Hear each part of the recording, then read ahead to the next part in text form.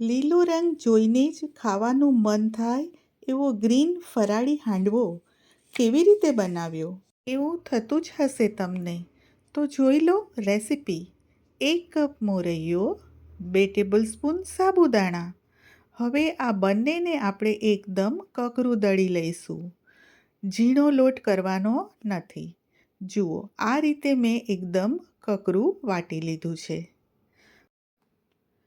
તો એક મોટા બાઉલમાં એને ટ્રાન્સફર કરી દઈશું.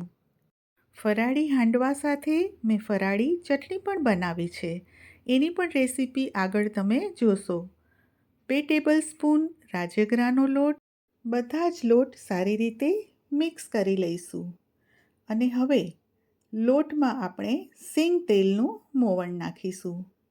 ઉપવાસ છે એટલે સિંગ તેલ જ નાખવું. સારી રીતે મિક્સ કરી લઈશું આપણે એને. અને હવે એમાં 2 ટેબલસ્પૂન દહીં નાખીશું. ફરીથી એને મિક્સ કરી લઈશું.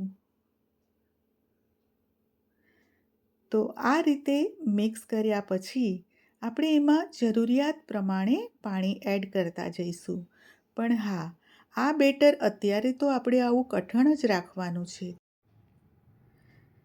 1 ટેબલસ્પૂન મોરૈયો જે હાંડવાનું ટેક્સચર સરસ બનાવશે. ફરીથી મિક્સ કરી લઈશું. અને હવે આ હાંડવાને 15 મિનિટનો રેસ્ટ આપીશું. ત્યાં સુધી આપણે ફરાળી ચટણી બનાવી લઈએ. તો કોપરાના ટુકડા, સિંગદાણા, લીલા મરચાં, ખાંડ, લીલા ધાણા ધોઈને કોરા કરી લીધા હતા. અને સિંધવ મીઠું. લીંબુ એડ કરીશું. 1 આખા લીંબુનો રસ અહીં હું નીચોવી દઉં છું. લીંબુથી ટેસ્ટ અને કલર બંને જળવાઈ રહેશે. અને હા, ગ્રીન ચટણી બનાવવાનું સિક્રેટ આઈસ ક્યુબ્સ, બરફના ટુકડા નાખવા એટલે ચટણીનો કલર એકદમ ગ્રીન આવશે. જુઓ, છે ને ચટણી કેટલી સરસ બની છે. તો ચાલો આપણે એને એક બાઉલમાં કાઢી લઈએ. પણ હું થોડી ચટણી બચાવીને રાખવાની છું. આટલી ચટણી મેં બચાવી રાખી છે. ચાલો રેસ્ટ કરવા મૂકેલ આપણા હાંડવાનું બેટર પણ જોઈ લઈએ. સિંધવ મીઠું નાખીશું. મરી પાવડર, ખાંડ, તમને ન ગમતી હોય તો સ્કીપ કરી શકો છો. સિંગદાણાનો ભૂકો, લીલા મરચાં અને છીણેલ આદું. ફરીથી મિક્સ કરીશું.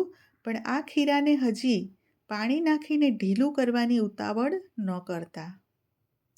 અને હાંડવો ગ્રીન કેમ બન્યો એ સિક્રેટ તો હજી બાકી છે.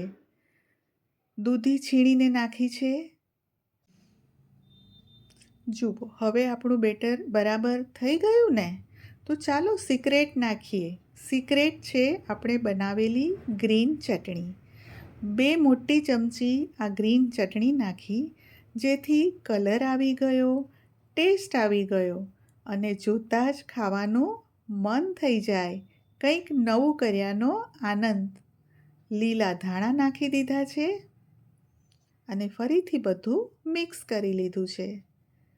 તો ચાલો હવે એમાં ચપટી કુકિંગ સોડા અને વઘારમાં જીરું અને મીઠી લીમડી નાખી અને આ વઘાર હું ખીરામાં નાખી દઉં છું. ફરીથી સારી રીતે મિક્સ કરી લઈશું. અને મેં નોનસ્ટિક પેન પણ ગરમ કરવા મૂકી જ દીધું છે. તો આ નોનસ્ટિક પેનમાં આપણે થોડું તેલ મૂકી અને સ્પ્રેડ કરી દઈશું. ચારે બાજુ તેલ આ રીતે સ્પ્રેડ કરી દેવાનું. અને હવે એમાં આપણે તલ સ્પ્રિંકલ કરીશું.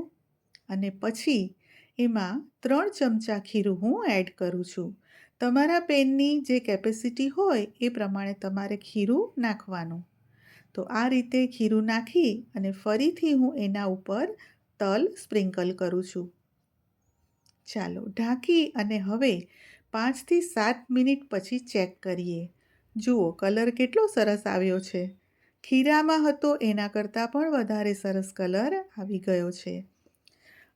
ઉપર થોડું તેલ લગાવી દઈશું. અને ફરીથી 2 મિનિટ માટે ઢાંકી અને એની સાઈડ ચેન્જ કરી નાખીશું. તો સાઈડ ચેન્જ કરવા માટે આ રીતે ઉપર ડીશ મૂકવાની અને હાંડવો કાઢી લેવાનો. હવે બીજી સાઈડે પણ આપણે એને કૂક કરવા માટે થોડું તેલ લગાવીશું.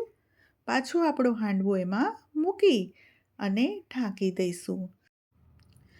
2 મિનિટ પછી હવે એની ફરીથી આપણે સાઈડ ચેન્જ કરી લઈશું અને હવે એ કૂક થઈ ગયો છે.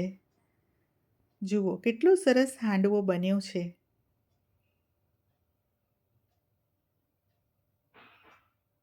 ચાલો ચેક પણ કરી લઈએ. તો જુઓ કમ્પ્લીટ કૂક થઈ ગયો છે. આ ગ્રીન ફરાળી હાંડવાની રેસીપી આપને કેવી લાગી મને કોમેન્ટ કરીને જરૂરથી જણાવશો. અને હા, જો આપને આવી અવનવી રેસિપીસ ગમતી હોય તો ચાર્મીસ કુકિંગ કોર્નરને સબસ્ક્રાઈબ કરશો.